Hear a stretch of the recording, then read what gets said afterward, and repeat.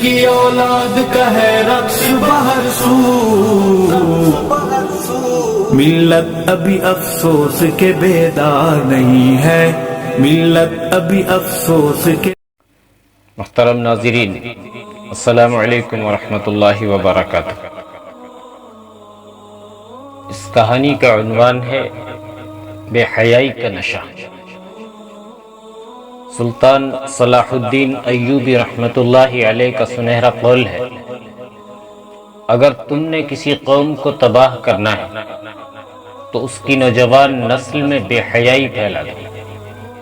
یہ تاریخ کا وہ منظر ہے جب جولائی 1187 عیسوی کو حطین کے میدان میں 7 صلیبی حکمرانوں کی متحدہ فوج کو جو مکہ اور مدینے پر قبضہ کرنے آئی تھی، سلطان صلاح الدین ایوبی کی سپاہ نے عبرتناک شکست دے کر مکہ اور مدینے کی جانب بری نظر سے دیکھنے کا انتقام لے لیا تھا، اور اب وہ حطین سے 25 میل دور عکرہ پر حملہ آور تھا۔ سلطان صلاح الدین ایوبی نے یہ فیصلہ اس لیے کیا تھا کہ عکرہ صلیبیوں کا مکہ تھا۔ سلطان اسے تہہ تیغ کر کے مسجد اقصی کی بے حرمتی کا انتقام لینا چاہتا تھا۔ دوسرے، بیت المقدس سے پہلے سلطان عکرہ پر اس لیے بھی قبضہ چاہتا تھا کہ صلیبیوں کے حوصلے پست ہو جائیں اور وہ جلد ہتھیار ڈال دیں۔ چنانچہ اس نے مضبوط دفاع کے باوجود عکرہ پر حملہ کر دیا، اور 8 جولائی 1187 عیسوی کو عکرہ ایوبی افواج کے قبضے میں تھا۔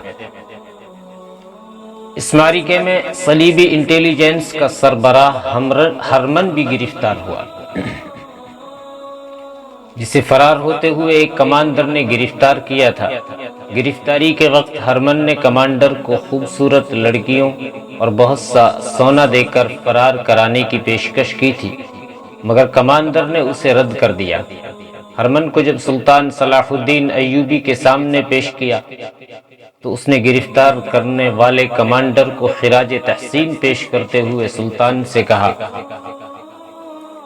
سلطان معظم، اگر آپ کے تمام کمانڈر اس کردار کے ہیں جو مجھے پکڑ کر لایا ہے تو میں آپ کو یقین کے ساتھ کہتا ہوں کہ آپ کو بڑی سے بڑی فوج بھی یہاں سے نہیں نکال سکتی۔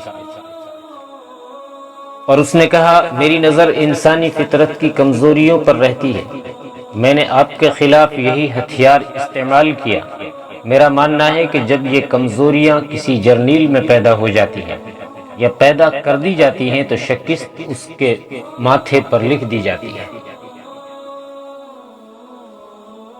میں نے آپ کے یہاں جتنے بھی غدار پیدا کیے ان میں سب سے پہلے یہی کمزوریاں پیدا کی ہیں۔ حکومت کرنے کا نشہ انسانوں کو لے ڈوبتا ہے۔ سلطان معظم، آپ کی جاسوسی کا نظام نہایت ہی کارگر ہے، آپ صحیح وقت اور صحیح مقام پر ضرب لگاتے ہیں، مگر میں آپ کو یہ بتانا چاہتا ہوں کہ یہ صرف آپ کی زندگی تک ہے۔ ہم نے آپ کے یہاں جو بیج بویا ہے وہ ضائع نہیں ہوگا۔ آپ چونکہ ایمان والے ہیں اس لیے آپ نے بے دین عناصر کو دبا لیا، لیکن ہم نے آپ کے امراء کے دلوں میں حکومت، دولت، لذت اور عورت کا نشہ بھر دیا ہے۔ آپ کے جانشین اس نشے کو اتار نہیں سکیں گے اور میرے جانشین اس نشے کو تیز کرتے رہیں گے۔ سلطان معظم، یہ جنگ جو ہم لڑ رہے ہیں یہ میری اور آپ کی یا ہمارے بادشاہوں کی اور آپ کی جنگ نہیں، یہ کلیسا اور کعبہ کی جنگ ہے۔ یہ اسلام اور صلیب کی جنگ ہے جو ہمارے مرنے کے بعد بھی جاری رہے گی۔ اب ہم میدان جنگ میں نہیں لڑیں گے، ہم کوئی ملک فتح نہیں کریں گے، ہم مسلمانوں کے دل و دماغ کو فتح کریں گے، ہم مسلمانوں کے مذہبی عقائد کا محاصرہ کریں گے۔ ہماری لڑکیاں، ہماری دولت، ہماری تہذیب کی کشش، جسے آپ بے حیائی کہتے ہیں، اسلام کی دیواروں میں شگاف ڈالے گی، پھر مسلمان اپنی تہذیب سے نفرت اور یورپ کے طور طریقوں سے محبت کریں گے۔ سلطان معظم، وہ وقت آپ نہیں دیکھیں گے، میں بھی نہیں دیکھوں گا، ہماری روحیں دیکھیں گی۔ سلطان صلاح الدین ایوبی ہرمن کی باتیں بڑے غور سے سن رہے تھے۔ ہرمن کہہ رہا تھا، سلطان معظم، آپ کو معلوم ہے کہ ہم نے عرب کو کیوں میدان جنگ بنایا؟ صرف اس لیے کہ ساری دنیا کے مسلمان اس خطے کی طرف منہ کر کے عبادت کرتے ہیں اور یہاں مسلمانوں کا کعبہ ہے۔ ہم مسلمانوں کے اس مرکز کو ختم کر رہے ہیں۔ آپ بیت المقدس کو ہمارے قبضے سے چھڑا لیں گے، لیکن جب آپ دنیا سے چلے جائیں گے، مسجد اقصی پھر ہماری عبادت گاہ بن جائے گی۔ میں جو پیشین گوئی کر رہا ہوں یہ اپنی اور آپ کی قوم کی فطرت کو بڑی غور سے دیکھ کر رہا ہوں۔ ہم آپ کی قوم کو ریاستوں اور ملکوں میں تقسیم کر کے انہیں ایک دوسرے کا دشمن بنا دیں گے اور فلسطین کا نام و نشان نہیں رہے گا۔ یہودیوں نے آپ کی قوم کے لڑکوں اور لڑکیوں میں لذت پرستی کا بیج بونا شروع کر دیا ہے۔ ان میں سے اب کوئی نور الدین زنگی اور صلاح الدین ایوبی پیدا نہیں ہوگا۔ ناظرین محترم، کیا آج ہرمن کی 835 سال پرانی پیشین گوئی حرف بحرف سچ ثابت نہیں ہو رہی؟ یقیناً آج یورپین کلچر ہمارا محبوب کلچر بن چکا ہے۔ آج بیت المقدس پر اور فلسطینی مسلمانوں پر ظلم و تشدد کیا جا رہا ہے۔ مسلم حکومتیں ایک دوسری سے دست و گریباں ہیں۔ آج مسلم امت کو تقسیم کر کے بیت المقدس کا راستہ ہموار کیا جا رہا ہے۔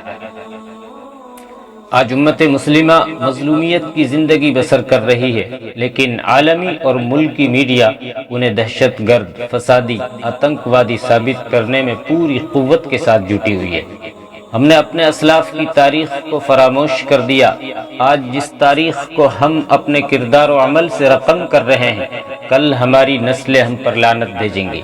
ہماری نوجوان نسل جس راستے پر چل رہی ہے یہ قوم کے عروج کی علامت نہیں بلکہ قوم کے زوال کی پہچان ہے۔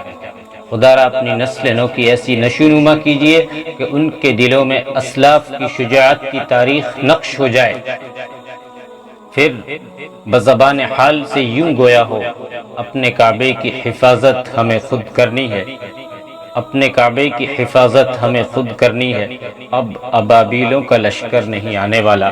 وآخر دعوانا الحمدللہ رب العالمین۔